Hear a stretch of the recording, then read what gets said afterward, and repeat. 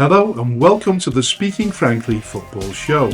I'm Frank Hughes, the chairman of Skelmersdale United Football Club, and alongside me is my co-host and passionate press officer AJ Viget. Not that being involved with the football club is a prerequisite for hosting a football podcast, but it certainly helps. We are ready to dive headfirst into the vibrant world of non-league football in the Northwest, and we might even take a moment to discuss some of the bigger headlines in the sport. We'll explore life in the Northwest counties, bring you interviews with well-known faces in the league, and analyse how local teams are performing while making bold predictions for their upcoming matches. Nothing is off the limits here. We'll be diving into all kinds of topics, including complicated refereeing decisions and regulations that often leave fans perplexed. We want to hear from you too. This is your show, so don't hesitate to reach out with topics you want us to tackle. Let's get this conversation started and enjoy every single moment. We are speaking frankly.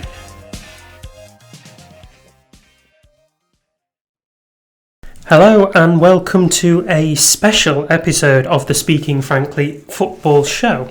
I know normally on these occasions the opening welcome is done by Mr. Frank Hughes itself, but today it's a little bit different. Earlier on in this week, on Monday the 23rd of March, it was announced by Skelmersdale United that they were relocating from their current groundshare arrangement at Burscough and the community ground to the Marine ground, the Marine Travel Stadium in Crosby for the 25-26 season. A move and an announcement that has caused an enormous amount of feedback, discussion and controversy, if you like. So the roles are being switched today and I will be interviewing Mr. Frank Hughes himself. So a warm welcome to Frank. Hi.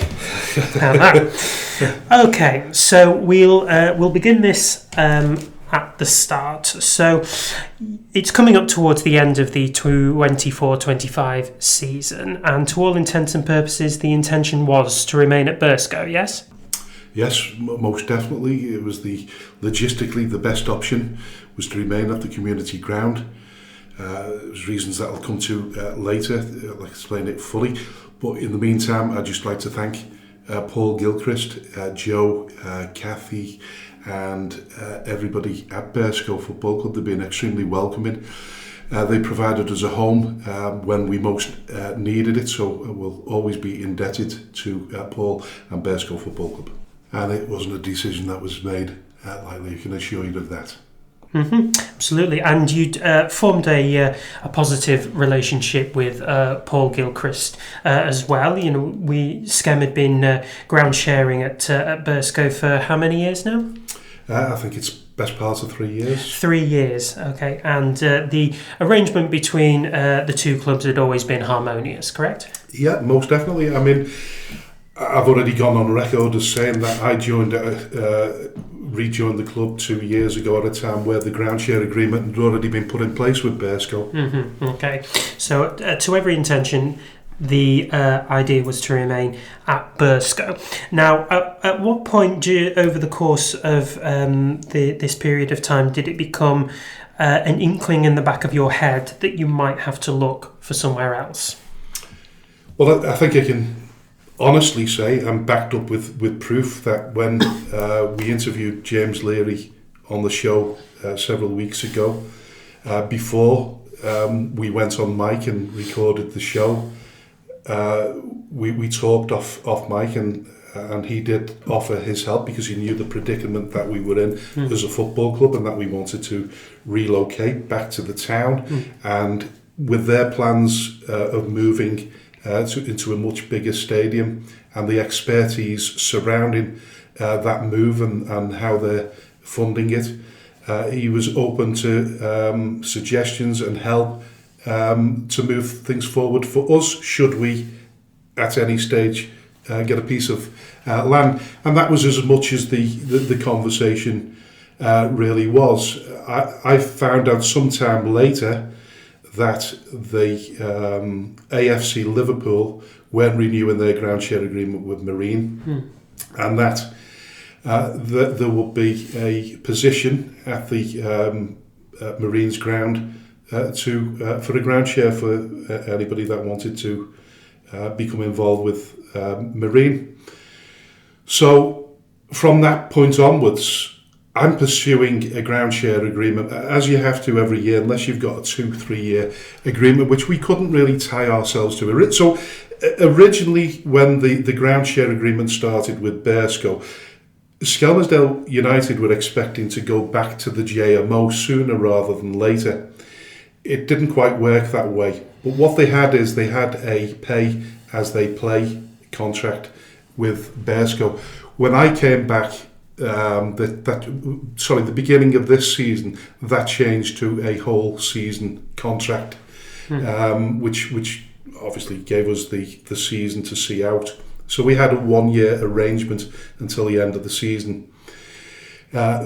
So it wasn't a players we knew we weren't going back to Skem anytime soon. For the remainder of this season, at the very least. And I think the one thing that you probably learnt in the short period of time that you've been with the football club is that there are deadlines. The 31st of March every year is the deadline for ground grading, ground share agreements. They all have to be in so they can be scrutinised by the respective leagues. As it is now, with it would have been Northwest Counties only between Bearscough and Skem, because we're both in the Northwest Counties. With Marine, they're in the National League North, so it's got to be ratified by them. It's got to be ratified by the Northwest Counties, and then it's got to be ratified by the FA as well. So Paul won't. He won't be annoyed by me saying that. He's an extremely busy person. Paul Gilchrist is an extremely busy person. I have been pursuing a ground share agreement from when I first mentioned it again on Boxing Day before the turn of the year. And I went into overdrive a little bit in January and February, because what I wanted to do is I wanted to make sure that the supporters knew that come the end of the season, relegated or not, we had a ground share agreement in, whether we get a reprieve from the Northwest Counties, we end up in the West Lancashire, the Cheshire League or the Liverpool County Premier League. I wanted the supporters to know that we had a ground share agreement in place. It's getting very, very close to the deadline. So Monday, probably as early as Sunday, I'd made the decision that I had to act quickly. I didn't realise how busy Paul was, and we never know what's going on behind the scenes.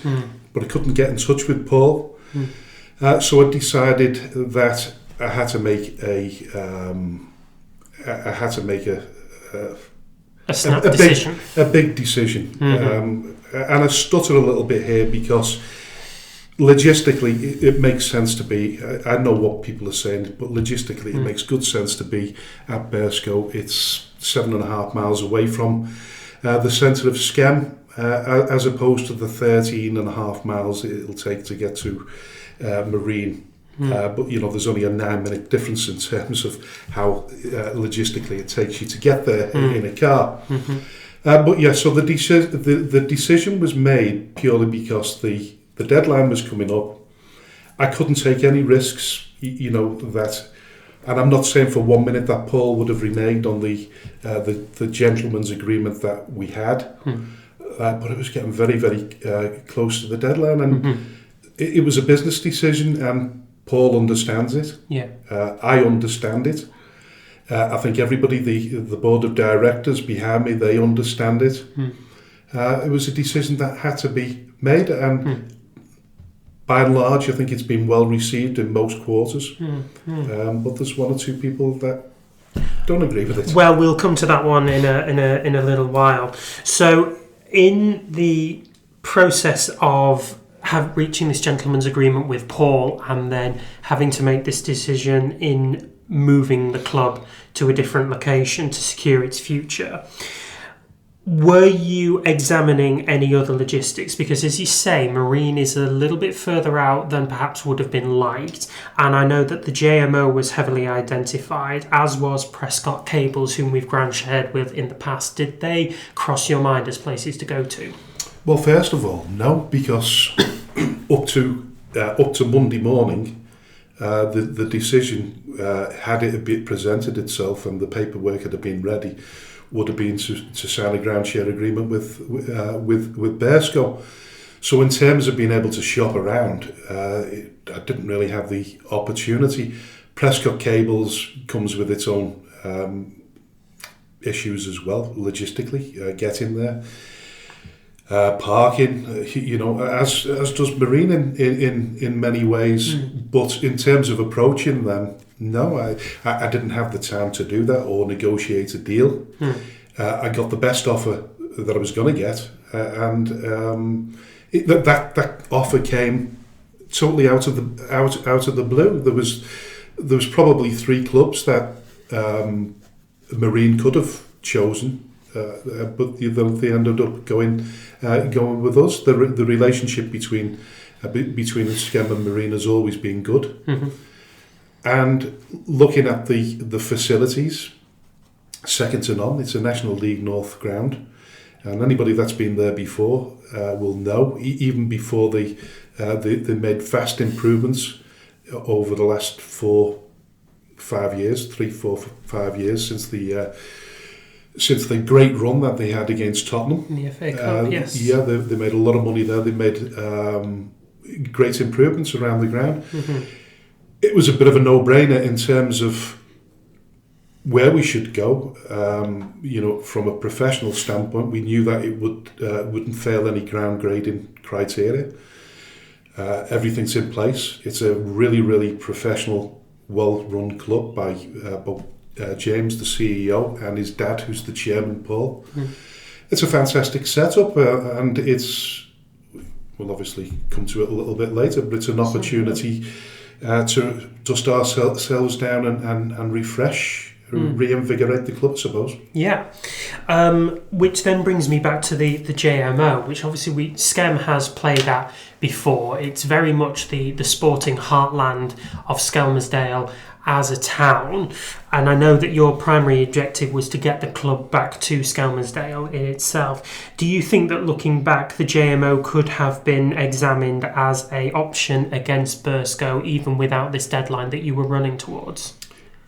When I first come back to the club in 2023, beginning of May 2023, I had a lot of relationships that I needed to repair between the football club and various organisations, one of which was the JMO, because people had fallen out within Skelmersdale United Football Club, had quite seriously fallen out with JMO. So I investigated. I spoke to John Mallinson. I spoke to Steve Tomlinson, who's his, I think he's PA, in charge of his affairs. Spoke to Charlie at the JMO. As you know, we train there every Wednesday night. So there is a relationship there. We've managed to rebuild the relationship. The issue has always been with the fact that they failed the FIFA bounce test and that the carpet, as we call it, needed to be replaced. That's not changed. So that wasn't an option in terms of we couldn't move from Bearsco back into the JMO automatically. A lot of things would have had to be done in the meantime. Now, we just mentioned at the March 31st deadline, they would have had to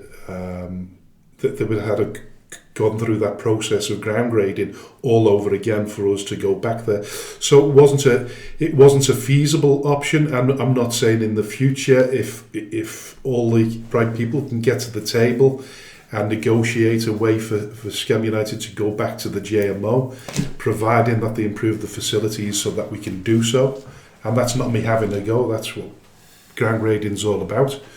But No, it's and even because somebody asked the question, what happens if you go down into the Cheshire League? Surely, because Clay Brow are playing in the Cheshire League at JMO, you could go there. Well, yeah, technically, if you look at it from that perspective, you can, but we're not at that point of negotiation, first of all. But also, it's if we get, the ambition, even if we get relegated, is to bounce back as quickly as we can. And if we bounce back, we're in the same predicament as we were when we failed the FIFA bounce test. We wouldn't be able to get into the Northwest Counties because the JMO is not of that grading. Okay, fair enough. So the decision largely has kind of come from you, and you were the one who has been identified as the key kind of orchestrator from Skem's point of view. But were the other directors and other bodies within Skelmersdale United involved in this decision? Listen, of course, yeah, everybody was informed. We spoke individually and collectively, and we all come to the same conclusion that if a groundshare agreement had to be signed with Marine, as opposed to with Bearsco, if it couldn't be pulled across the line in time, then that was what we were going to do. And in terms of the arrangement with Marine, will this put more of a financial burden on the club, given that it is a bigger ground with better facilities? Not at all. We've got exactly the same deal as we had with Bearsco. So from that point, yeah, it's a good deal all round. Okay. There are some who have suggested that you're removing the club from its traditional Lancashire base within Skelmersdale, but within the Wigan postcode area, and putting it in Merseyside. Is the Lancashire-based notion and tradition something that you agree with? Listen, what we want to do, and my main aim since I've come back to the football club, is to secure a piece of land in Skelmersdale that we can develop and we can return to Skem. The main objective between now and that point when it arrives is to make sure that we continue the legacy of Skelmersdale United Football Club.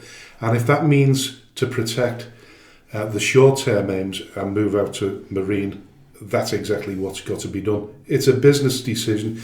People might not agree with it.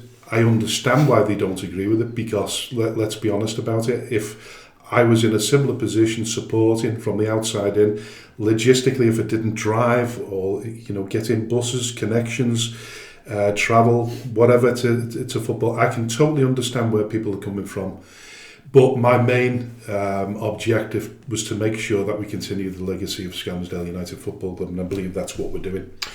Will the move affect the successful youth team playing as Lancashire in the ESPA, the Educational Semi-Pro Academy? No, not at all. They'll just carry on as they are. And to be fair, they are run rather separately. I mean, basically they play under our licence, if you like, under the name of Skem, but it's very much run by the ESPFA. So that none of that will change.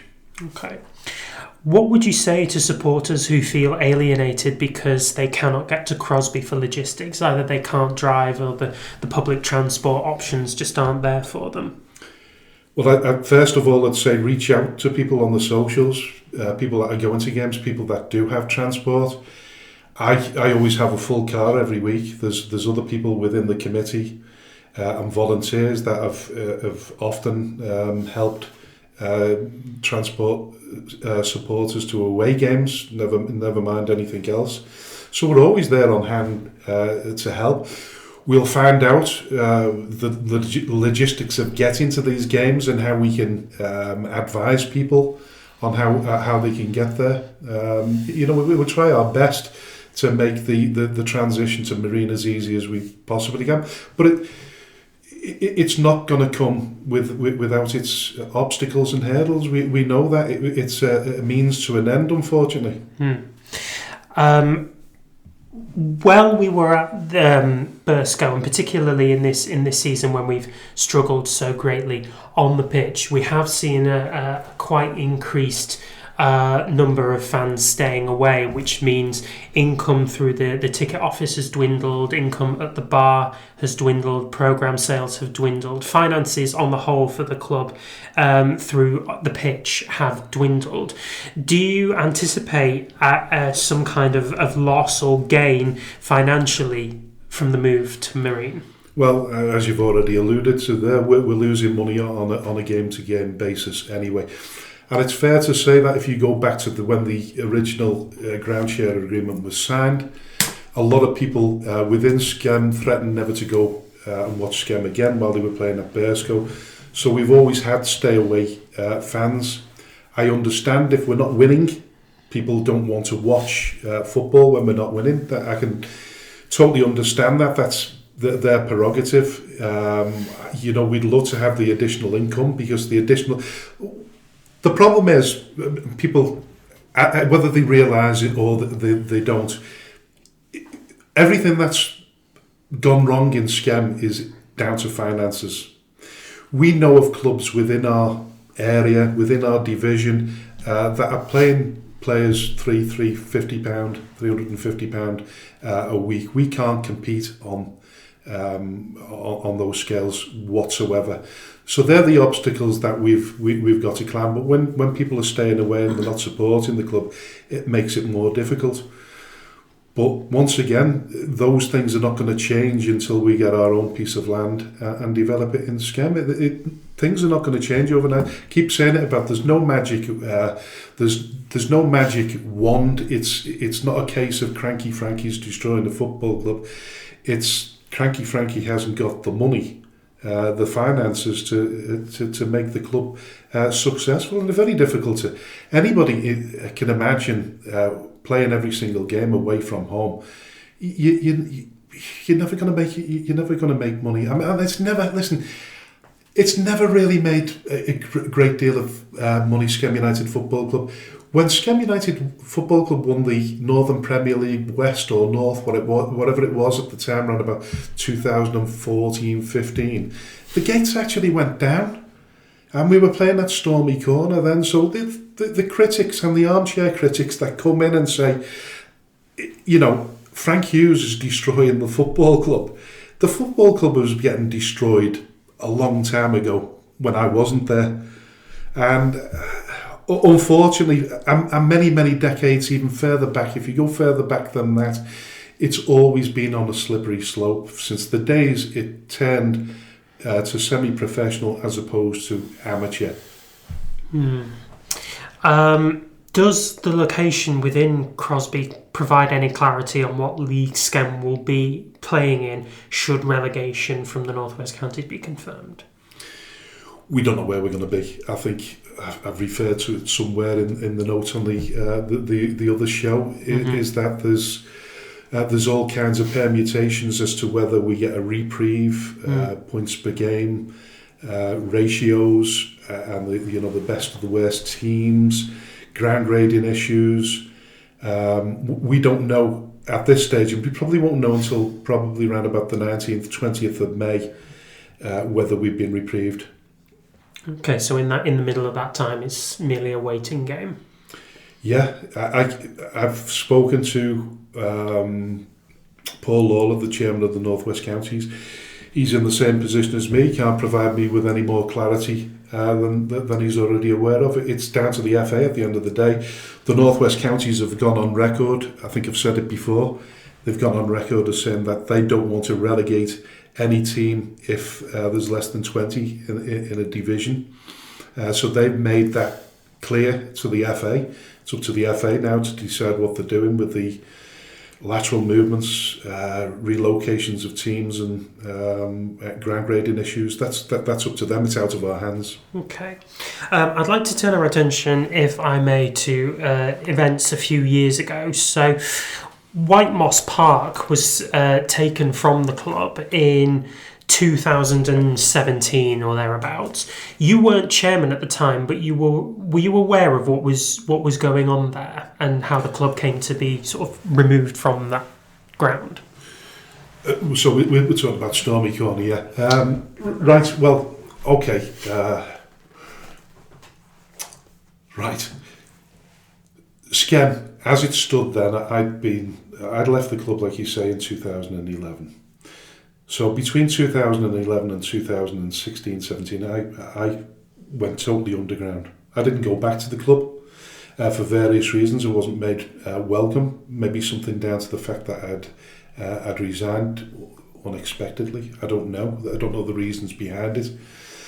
But there was a bit of sort of taste between me and some of the supporters and the directors that I used to consider friends at the time.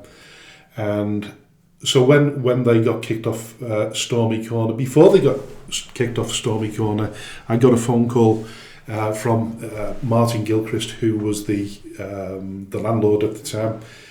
And he said to me, listen, my relationship with the football club has broken down. He said, I'm about to evict them.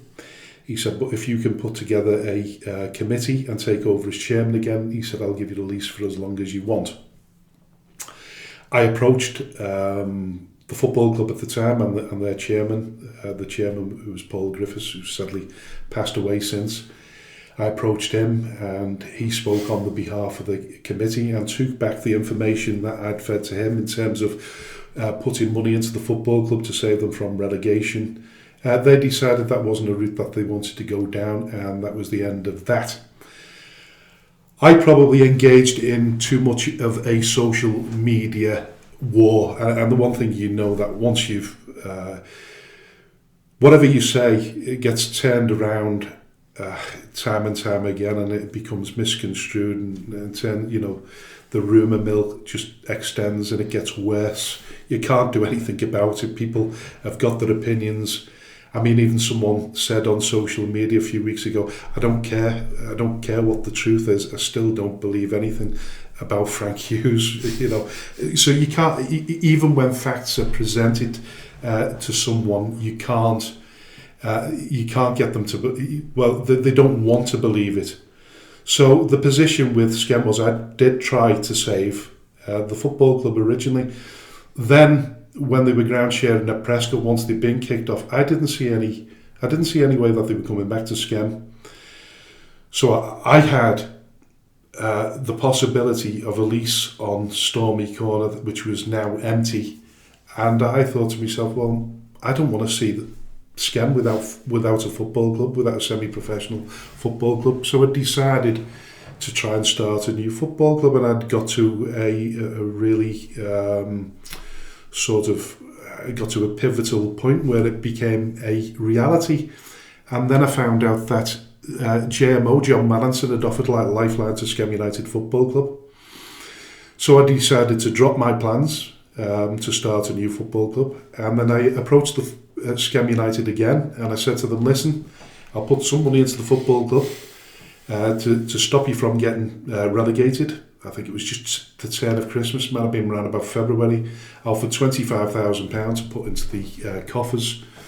And my intention was then we could stave off relegation, and when we come to ground sharing at the JMO, we'd hit the ground running.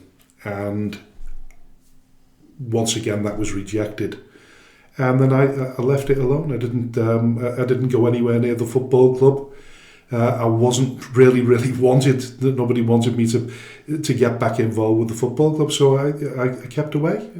I kept away and I went quiet, like I was originally. And bearing in mind, from 2011, after my first tenure as chairman, I left the football club and didn't say anything for years. I wasn't vocal. I had to put up with an awful lot of adverse publicity, and I just sucked it in. I read it every time it presented itself, and I never replied to it because I knew it was a waste of time doing that. And in regards to the sale of the sale of White Moss Park, did you have any involvement in that at all? No.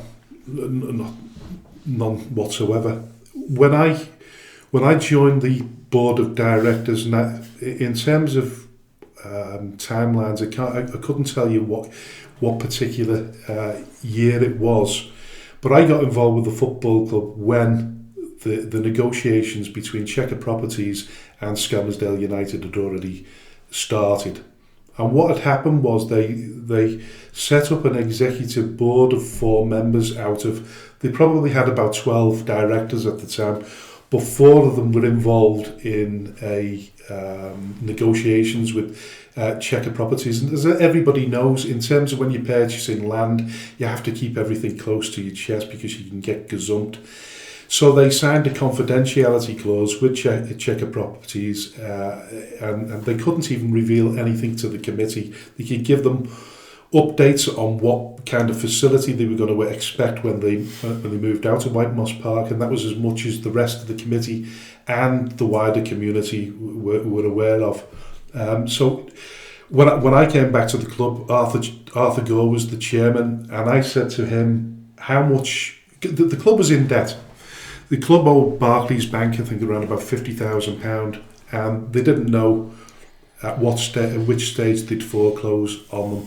You have to bear in mind that there was no businessmen with business. There was no people there with business acumen as such. They were all happy volunteers, and they made mistakes. But what they did is they went into these negotiations with Chequer Properties, and they didn't seek any legal advice. And if you speak to any of them, to any of the people, the people that were on the board of directors at the time, they'll say that's the biggest mistake that they made. They didn't seek legal advice. They didn't think they had to. So the debt was called in by the bank, was it? I think it must have been getting close to being called in. I don't think it was, but I think the support group that were running Skem United Football Club at the time felt as though they had to do something before that it got to that stage. So they handed the stadium over to Chequer Properties, is that right? I don't know how simplistic it is. I mean, a lot of people say that I've got the paperwork on.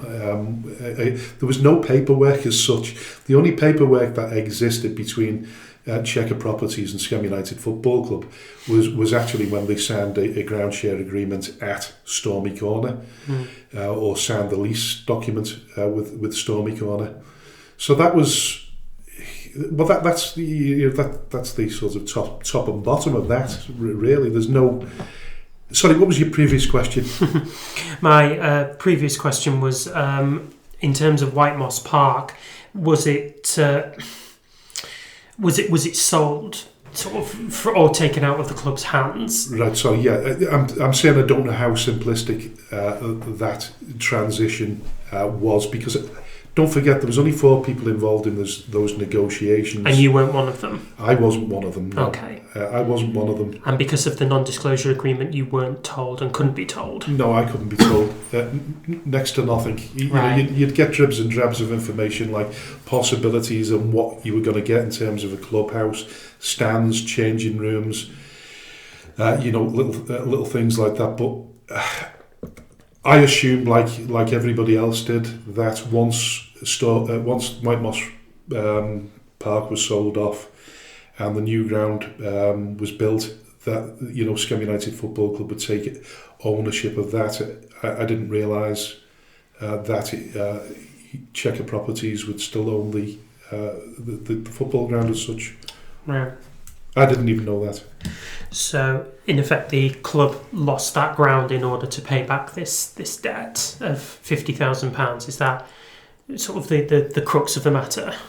And you know what? It wasn't such a bad thing, really, because we've got ourselves out of debt. It's not the greatest facility. But it was Skem's home. It was Skem's home, and it was fit for purpose. It was fit for the league that we were in, and fit for the division above it. So, in terms of, we were paying a peppercorn rent of £1 a year, without the hassle of owning a piece of land. I think probably the things that we didn't focus on at the time was the fact that we should be looking at whatever money that we're making, rather than be ambitious all the time, is putting a little bit away to improve the facilities, because I think a lot of people at that time believed that Checker Properties were responsible for the property, but the lease would tell you otherwise, and anybody with pair of glasses and the brain to read a lease could have read that themselves, as I did. Okay. Realistically, can either of those two pieces of land, either White Moss Park or Stormy Corner, can they be repurchased back by the club? Have you White Moss examined Park's this? been built on, isn't it? So right. as you know, you should have been aware of, but not being a local lad. But Stormy Corner, as far as we know, it's been sold off. It's I think Marshalls, the commercial land agents, I think they own it. There was talk of it being sold off as a haulage yard, or they were going to build on it. It's not the greatest piece of land in terms of building on, because it's built on a basic peat bog with mine shafts in sort of various locations. So I don't think it can sustain a big heavy building unless somebody puts absolutely millions into the infrastructure and the foundations to build it upon. So I don't even.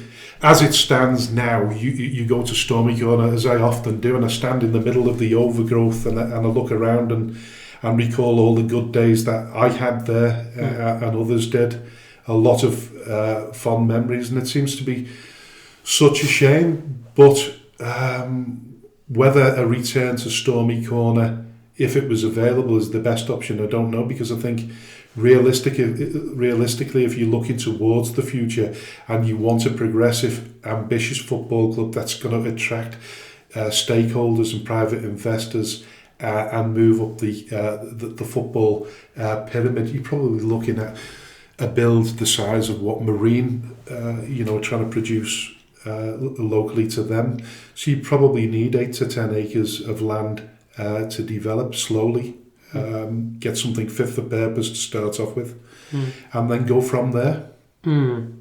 Looking to the to the future, then, what updates are there on getting back to Skem?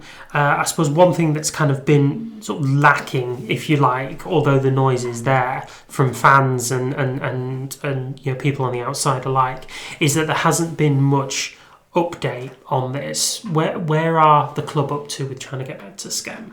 Well, in fairness, the problem with politics, and I do use the term sort of loosely, is things don't run very quickly. So it's not a matter of people are not being informed. There's very, very little information available to me that I can pass on to them. But the one thing that I will say is that the armchair critics have been invited to the games. They've been invited to talk to me personally. They've been invited to the open forums to speak, and they've never turned up. So the door is wide open. So anybody that's spoken to me and anybody that's turned up to the forums has always been fully updated in terms of what we're looking at and who we're speaking to.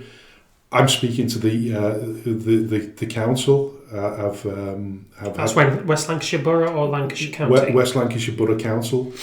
And, I'm asking all the right questions. I'm speaking to all the right people. At the end of the day, we need a piece of land that we can develop. And there's not a great deal of land available in Skem. And it's getting to the point now where there's even less because people are building houses on it. So we've got to establish a route back into Skem. We've got to find a piece of land. What I was told 2 years ago when I came back to the football club was that there was 5 pieces of land that were available to Skem, but they would not pass legal or planning. I've since been told that the people that told me that hadn't the right to tell me that. They didn't have the power to tell me that, and indeed they were wrong to tell me that. So that set the club back a good 18 months in terms of what I was trying to achieve with West Lancashire Borough Council. But thanks to West Lancashire Borough Council, I've been put more in the picture, and I know a little bit more about the truth of the matter rather than the myth. So listen, we look towards maybe purchasing private land if we can, or to be gifted land whether that be privately or from the West Lancashire Borough Council. But until we get to that point where we do get a piece of land, we can't make any predictions or make any plans.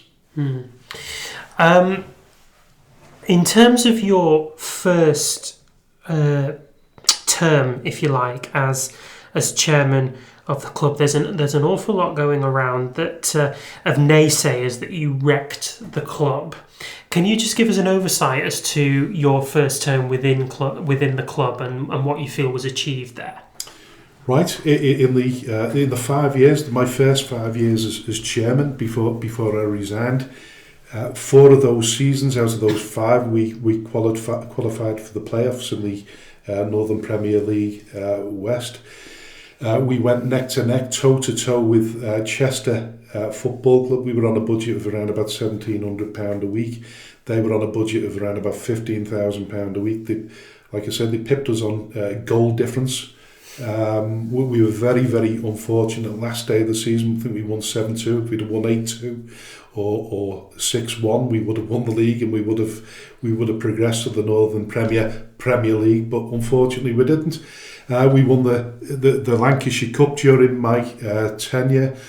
We had a charity match, the Co-op Bank representative side against an Alan Kennedy Legends, Liverpool Legends football team. We raised over £10,000 there. We had over 2,500 people at the ground. And a lot of those people were the same people that complained that they didn't know where it was. But when the big occasions came around, they turned out in the droves. Probably one of my biggest successes during that period of time was we were playing a second qualifying round match in the FA Cup, and we'd drawn Bearscough at home. And there was a local free newspaper there, and somebody phoned me up and said, "Listen, we've got and I forget what the terminology is now for the top right hand sort of box on a newspaper advert, but they said it's available and it's at a reduced price. Now, it would normally say be £350, it was only £250. I think I negotiated that further down and they give it to me for about £150.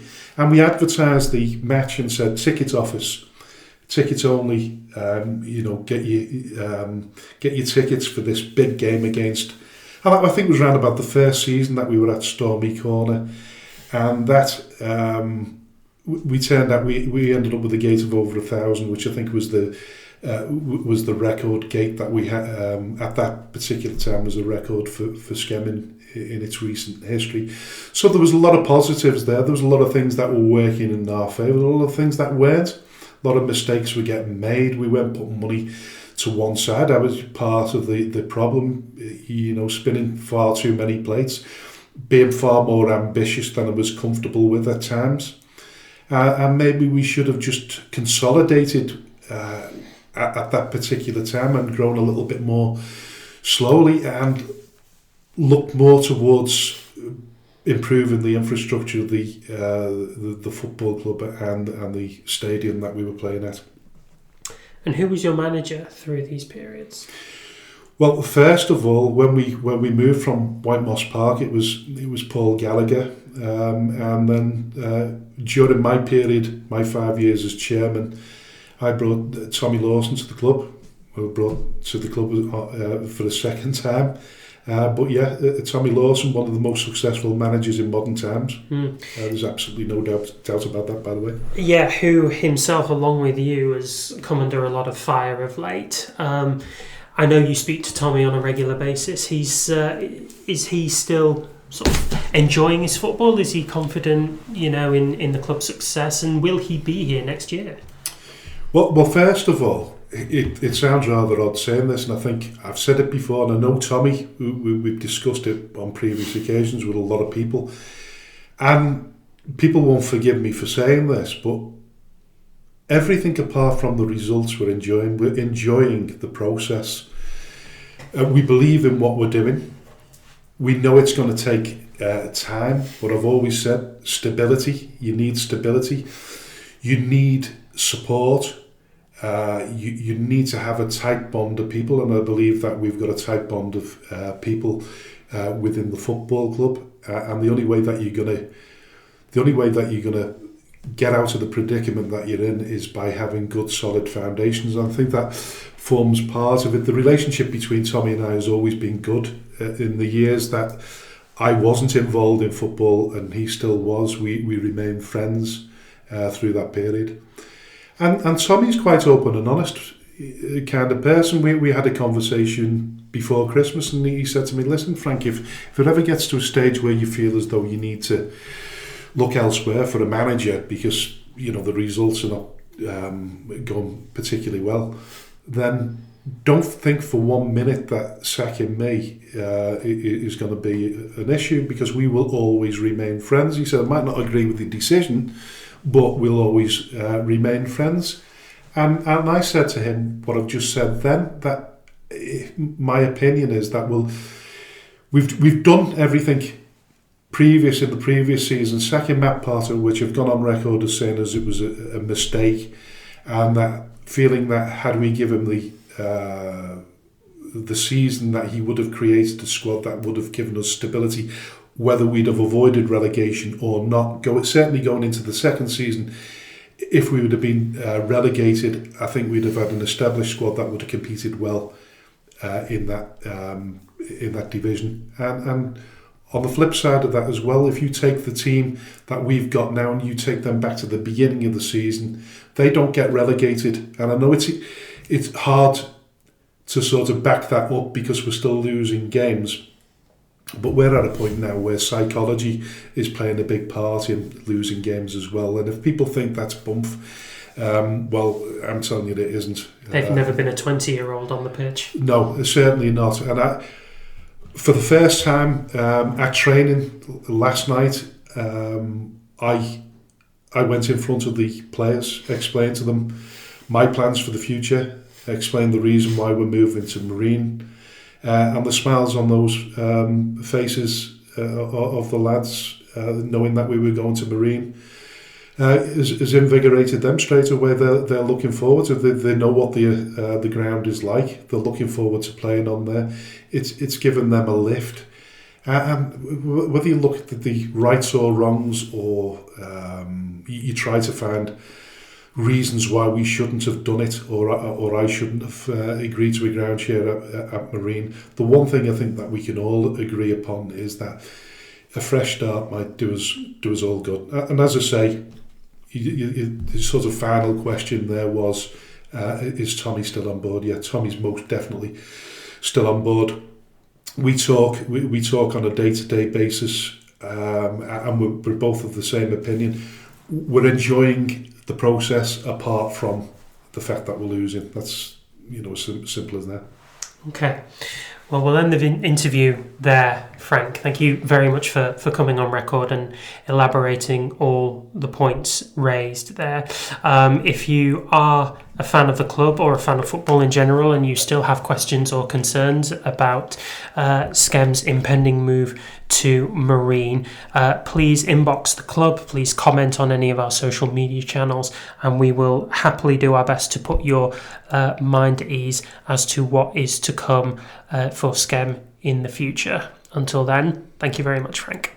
Cheers, thank you.